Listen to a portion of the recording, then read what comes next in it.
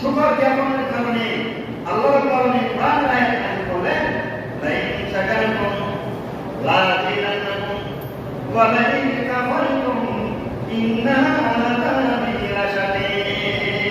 হে আমার বান্দারা, তোমরা যদি আমি রব্বুল আলামিনের নিয়ামত পেয়ে, আমার নিয়ামত পেয়ে, আমার ফজিলত পেয়ে, আমার ফাদাইল পেয়ে, অনুগ্রহ পেয়ে তোমরা যদি শুকর জ্ঞাপন করো, লাযিদান্নাকুম, আমি রব্বুল আলামিন আমার এই নিয়ামতের তোমাদের জন্য আরো বাড়িয়ে দেব।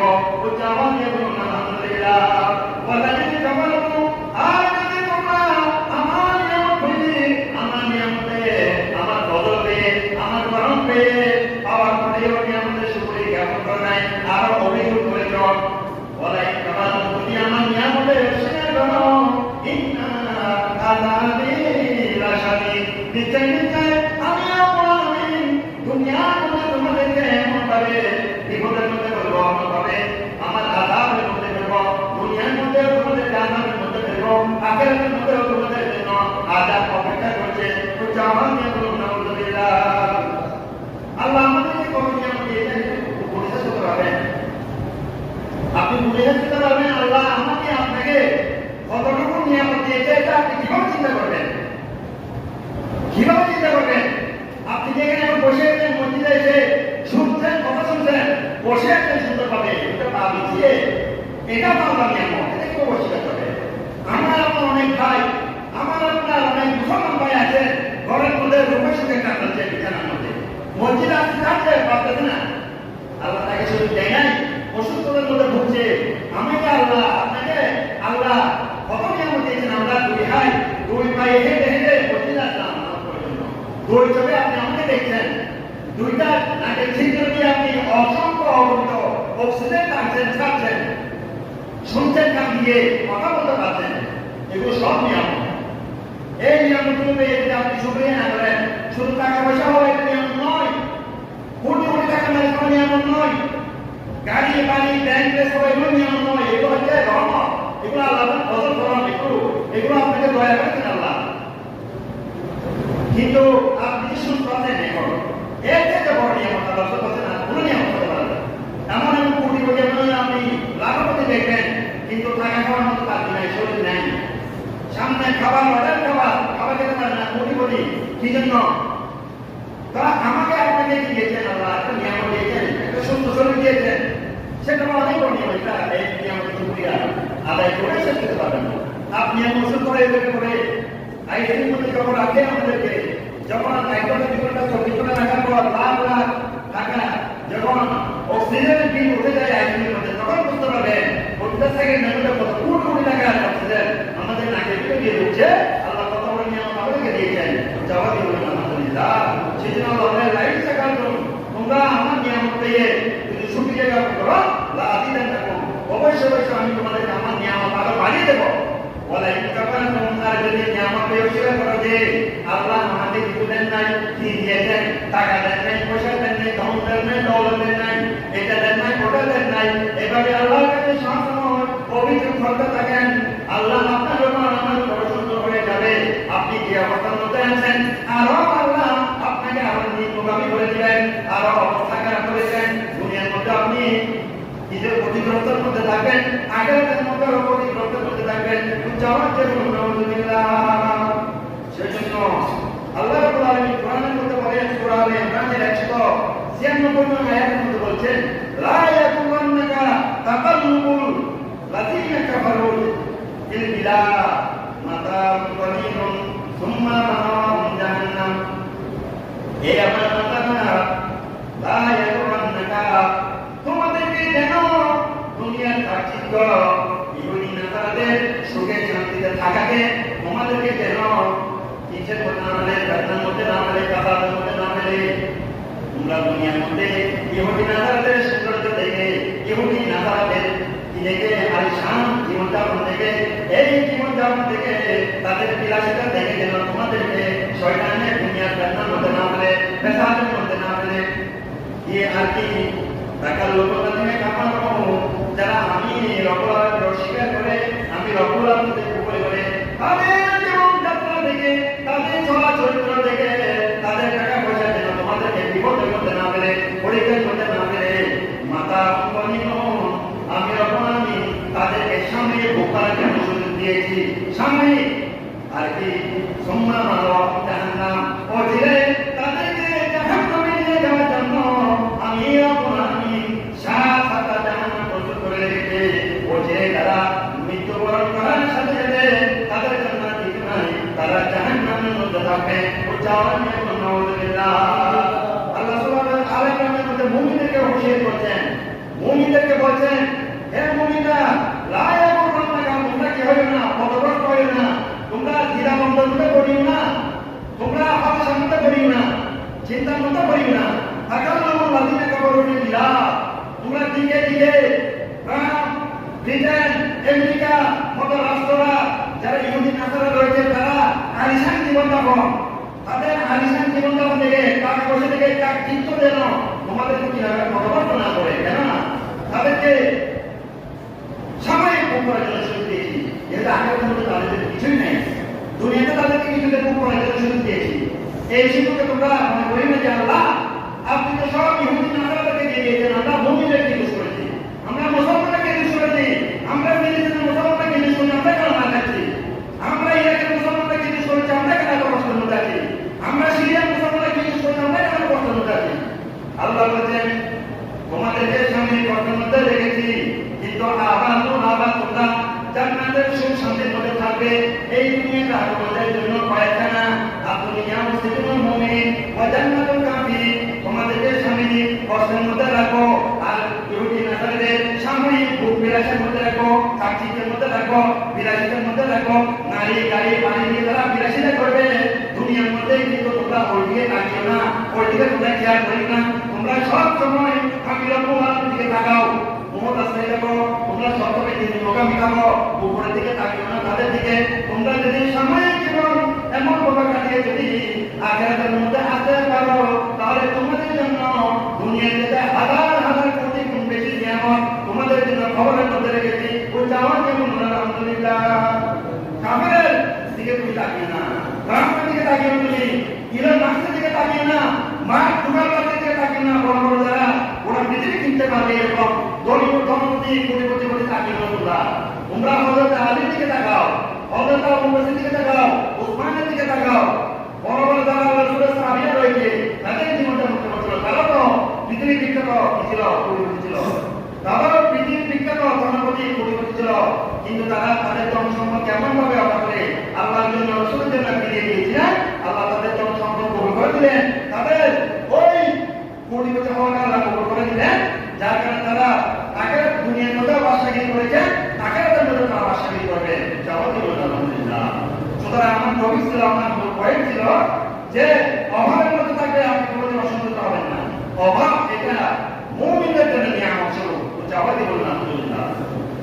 আরে বাবা আমরা তো অভাবের মধ্যে বললে আবার অসন্তুষ্ট হয়ে যায়। আমি তো বলছি কিছুক্ষণ আগেও আল্লাহ রাসূল নিজেই অভাবকে ডেকে আনতেন। এই জন্য ওনার কাছে যদি কিছু থাকতো উনি অভাবের দিয়ে দান করে দিয়ে সবটা করে দিয়ে উনি অভাবকে কি করতেন, আলিম করতেন, যাতে আল্লাহর কথা সবসময় মনে থাকে, আল্লাহর থেকে সময় কাছে বিচ্ছুন্ন না হয়, সেজন্য উনি সবসময় অভাবকে টেনে দিতেন, যা ছিল তা দান করে দিতেন, অভাবকে আলিমান করতেন।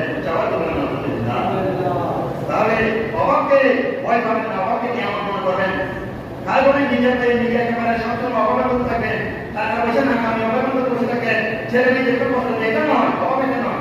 অভাব মানে হচ্ছে আপনার যতটুকু দরকার ততটুকু আপনার না আপনার খরচা আপনি 20,000 টাকা দিয়ে আপনার পরিবার চালাতে পারবেন, 30,000 টাকা দিয়ে চালাতে পারবেন। আপনি যে সরকারি কর্মচারী মনে করেন আপনি আপনার পরিবারকে 30,000 টাকা চালাতে পারবেন, আপনি 30,000 মধ্যে চিন্তা করতে রাখবেন। আপনি কেন চালাবেন বাইরে পা বাঁধবেন, আপনি কেন অবৈধ দিকে পা বাঁধবেন, আপনি কেন ঘুষের দিকে পা বাঁধবেন, আপনি কেন সুদের দিকে পা বাঁধবেন। আপনার যাতে তাই নিয়ে আপনি কি করেন, এটা করে আপনি পরিবারকে সফল রাখেন।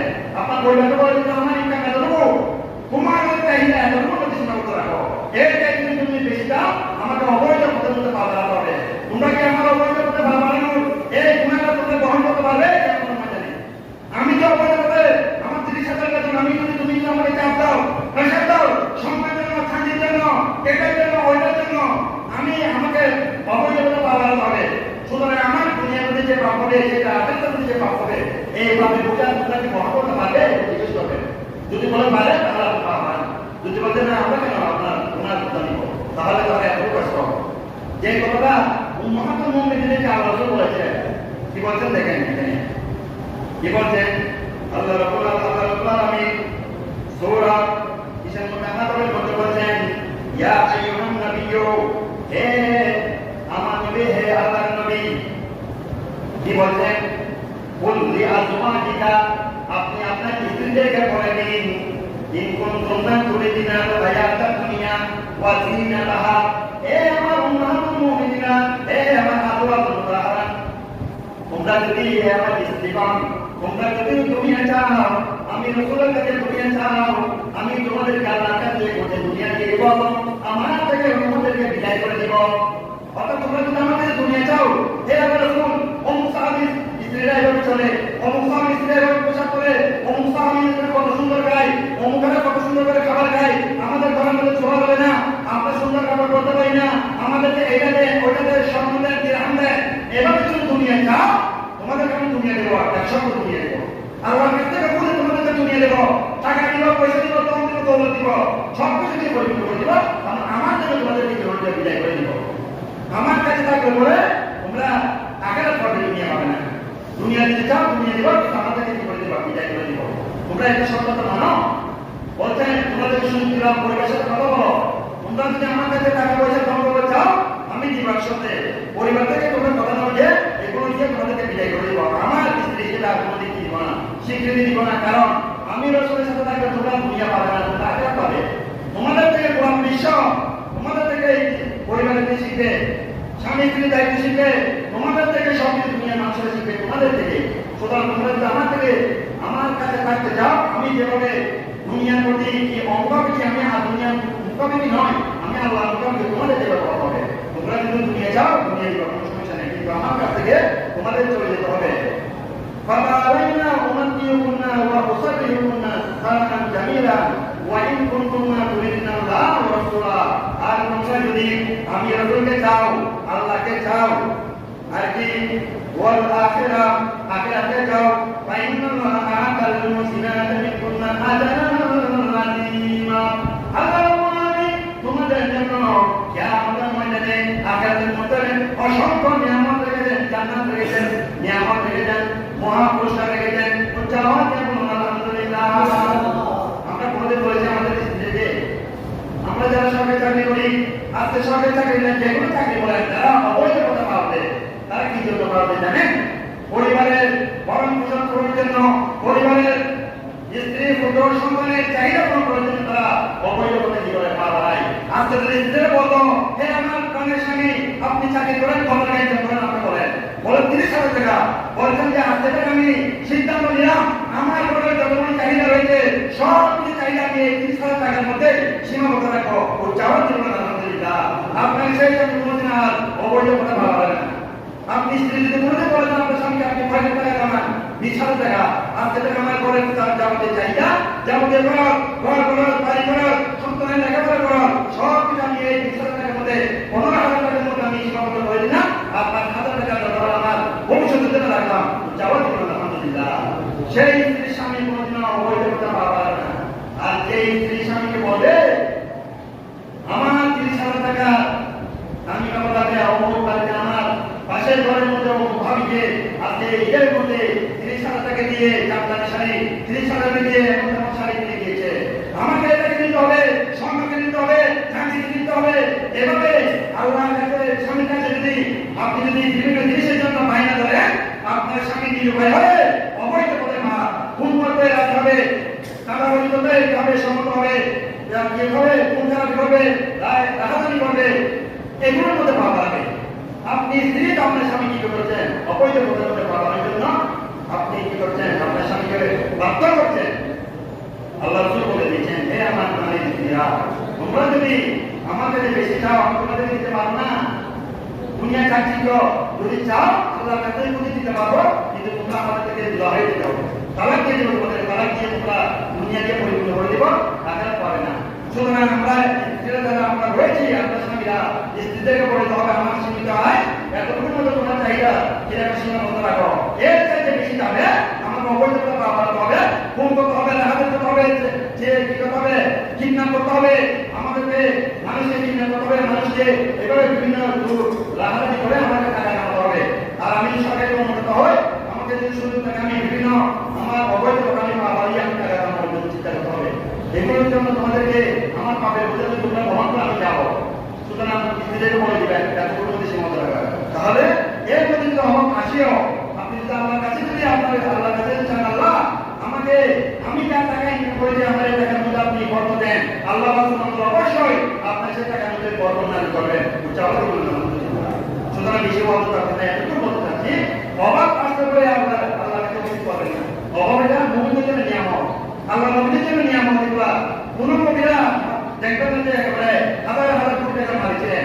ইন্না আম্বিয়া সালাম ভাই ওয়ারিসু দিনার ওয়া দিরহামান। নবীরা কোনদিন যাওয়ার সময় কোনো টাকা পয়সা কিছুই রেখে যান না।